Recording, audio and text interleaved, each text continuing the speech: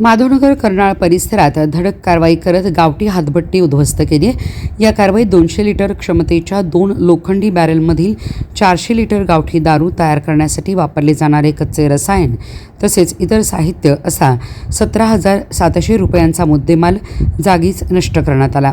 या प्रकरणी महाराज कुंभार मारवाडी आणि काल्या कुंभार मारवाडी दोघे राहणार कंजारभाट वस्ती कर्नाळ यांच्याविरुद्ध सांगली ग्रामीण पोलीस ठाण्यात गुन्हा दाखल करण्यात आला आहे। ही कारवाई स्थानिक गुन्हे अन्वेषण शाखेने पार पाडली आहे। स्थानिक गुन्हे अन्वेषण शाखेचे police head constable Anil Kolekar आणि पोलीस कॉन्स्टेबल विक्रम खोत यांना गोपनीय माहिती मिळाली की माधवनगर कर्नाळ रस्त्यावरील SC सीड्स अँड फूड्स फॅक्टरीच्या उत्तरेस ओढ्यालगत हातभट्टीची दारू तयार केली जात आहे।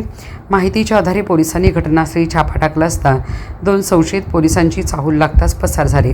घटनास्थळी तपासीदरम्यान जमिनीत पुरून ठेवलेले 2 लोखंडी बॅरल आढळले। त्यामध्ये गावठी हातभट्टीसाठी वापरले जाणारे कच्चे रसायन साठवले होते।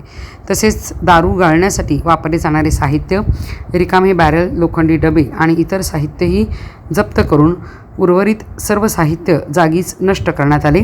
या प्रकरणी महाराज कुंभार मारवाडी आणि काल्या कुंभार मारवाडी दोघे राहणार कंजारभाट वस्ती कर्नाळ यांच्याविरुद्ध सांगली ग्रामीण पोलीस ठाण्यात गुन्हा दाखल करण्यात आला आहे। जिल्ह्यात गावठी हातभट्टीची दारू तयार करून विक्री करणाऱ्याविरुद्ध विशेष मोहीम सुरू असून अशा बेकायदा व्यवसायावर पुढील काळातही कठोर कारवाई सुरू राहणार असल्याची माहिती पोलिसांनी दिली आहे।